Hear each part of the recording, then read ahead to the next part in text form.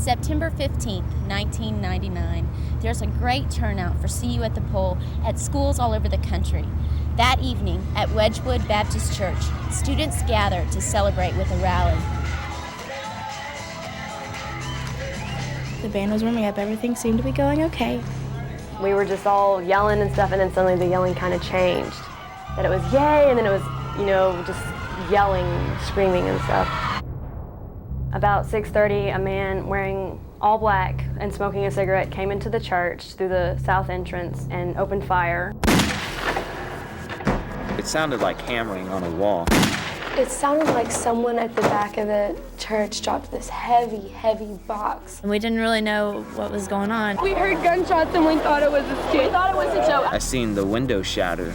At that moment, I thought I knew it was kind of like gunfire. So it was kind of, what's going on, and then everyone went down.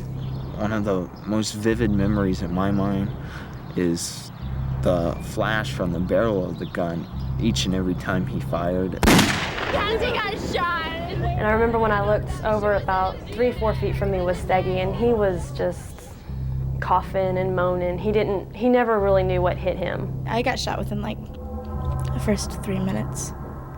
And so for the next 7, I couldn't move, I couldn't do anything. I started thinking about myself, like what would happen if this guy comes down these aisles and just starts shooting people. I mean, because we're only underneath pews. I am scared half to death thinking, okay, I've been shot with a gun. I'm just thinking I've got so much ahead of me, I can't die now. And then I heard what was the last shot, and I turned my head because that was something I knew I didn't want visually in my mind. I couldn't see the guy, but I seen his feet, and I seen him go just fall out from underneath him. He put it to his head and he shot himself. And then it just stopped. I remember the auditorium just seemed kind of quiet. It didn't seem like there was people screaming. It didn't seem, like anything bad was actually happening.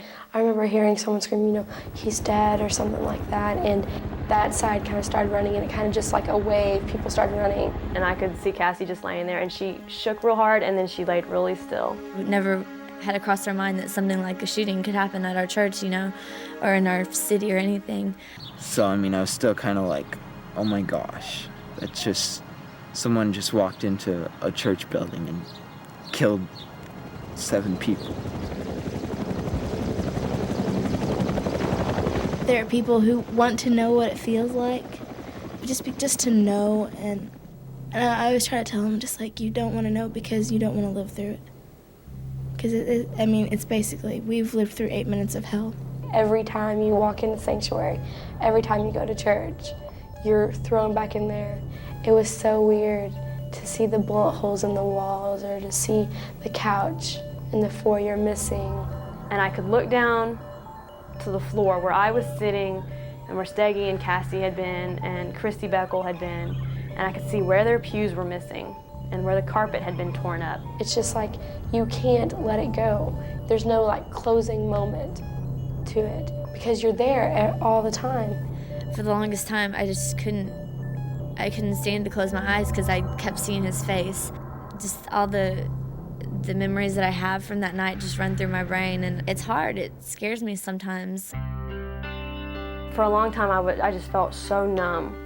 I didn't know what to do. Sometimes I'll jump at the sound of a door slamming or somebody drops a book in class, and it kind of scares me. I couldn't even walk out to my garage without turning on the lights and checking everything and checking my car and even sometimes my trunk, If I'm in a room, I don't want to sit by the door.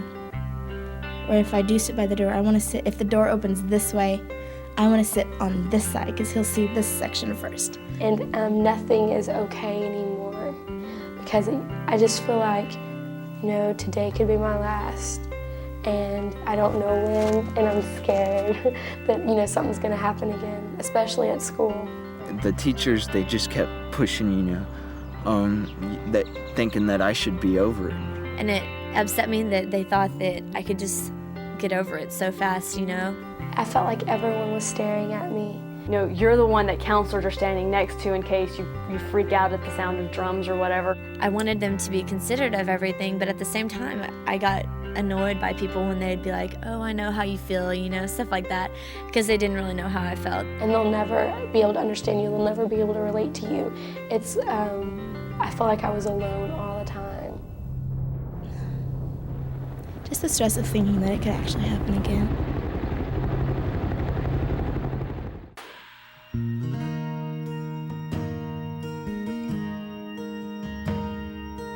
Nothing really has gotten back to normal. We've gotten back to a new normal. That night gave me a sense of what I should be doing and kind of asked the question, why wasn't I doing it? It was a turnaround point. For the rest of my life, people will look at me and say, you know, she's not had it easy.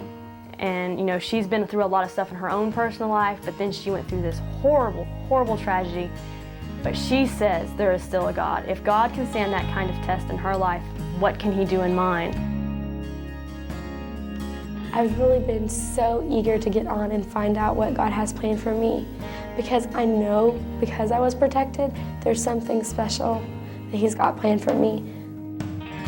You kind of wish you'd never seen those things. You wish that you had never been there, that you'd stayed home that night, that you never went to that church.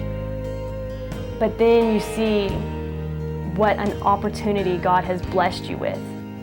I will always miss my friends, and those thoughts will always be at the back of your mind. But always inside my spirit is that God is still God. He wasn't taken away that night. He didn't go to dinner. He wasn't on vacation. He was right there with us. I feel really blessed that God chose me to be there so that I can show the world that He is God, that He is holy.